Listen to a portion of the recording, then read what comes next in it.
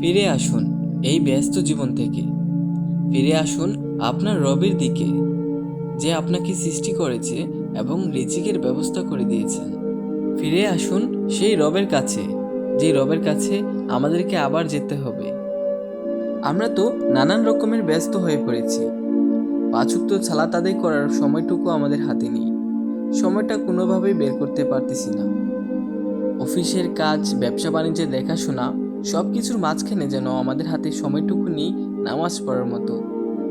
আমরা তো আমাদের ব্যবসায় বারাকা চাই, অফিসের কাজে প্রমোশন চাই, আমরা আমাদের হায়াত বৃদ্ধি হোক চাই, কিন্তু এই সব কিছু যার হাতে? মহান রাব্বুল আলামিন। আমরা তাকেই চাই না, তার দিদারে যাইতে চাই না।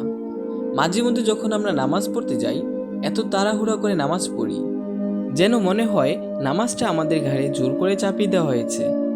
দুটো সেজদা দিতে পারলেই যেন শান্তি, যেন আমাদের দায়িত্ব এতটুকুই। আমরা তো ভুলেই যাই আমাদেরকে কে সৃষ্টি করেছে, কে আমাদেরকে সুন্দর সুন্দর নিয়ামত দিছে, কে আমাদেরকে রিজিকের ব্যবস্থা করে দিয়েছে। আমরা কিসের জন্য পৃথিবীতে এসেছি? আমরা যদি আজকে মারা যাই, তাহলে কি গ্যারান্টি যে আমরা জান্নাতে যাব? কি জবাব দিব মহান রাব্বুল আলামিনের কাছে? কি নিয়ে যাব? আমাদের রব এতই দয়ালু, আমরা যদি তার দিকে 1 কদম এগিয়ে যাই, তিনি আমাদের দিকে 10 কদম এগিয়ে আসেন। আল্লাহ আমাদেরকে এত ভালোবাসেন যে আমরা যতই পাপ করি না কেন, ফিরে আসলে তিনি আমাদেরকে ক্ষমা করে দেন। জীবন হলো একটি পরীক্ষা। তুমি যদি কষ্টে থাকো, মনে রেখো আল্লাহ তোমাকে ঘৃণা করেননি, বরং তোমাকে গড়ে তুলেছেন।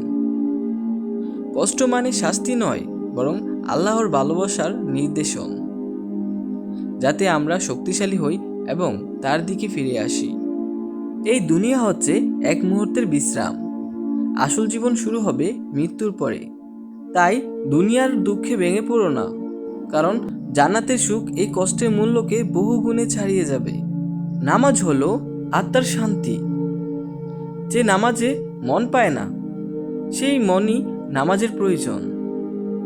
নামাজ হৃদয়কে শান্ত করবে, আল্লাহর কাছে নিকটে টেনে নেবে।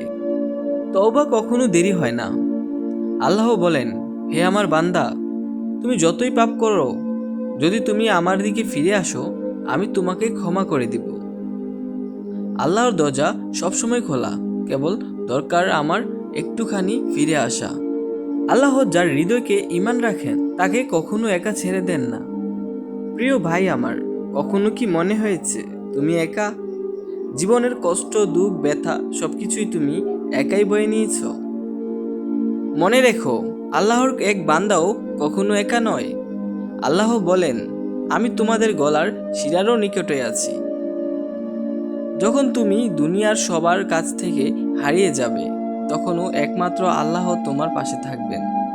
তিনি তোমার কান্না শুনেন, তোমার দোয়া জানেন, তোমার কষ্টও বুঝেন, এমনকি তোমার নীরবতাও তিনি অনুভব করেন। আর যদি তুমি ক্লান্ত, ভেঙে পড়া, হতাশ, মনে রেখো এটা শেষ নয়, এটা শুধু আল্লাহর এক পরীক্ষা। তিনি তোমার ঈমান যাচাই করেছেন, যাতে তুমি জান্নাতের যোগ্য হতে পারো। নামাজ পড়ো, আল্লাহর কাছে কান্না করো, কারণ নামাজই সেই জায়গা যেখানে তোমার দুঃখ শান্তিতে পরিণত হয়। আজকের পর্বটা ঠিক এই পর্যন্তই। দেখা হচ্ছে আরও নতুন কোনো ভিডিওতে। সবাই সুস্থ থেকো, ভালো থেকো। আসসালামু আলাইকুম। আল্লাহ হাফেজ, টেক কেয়ার।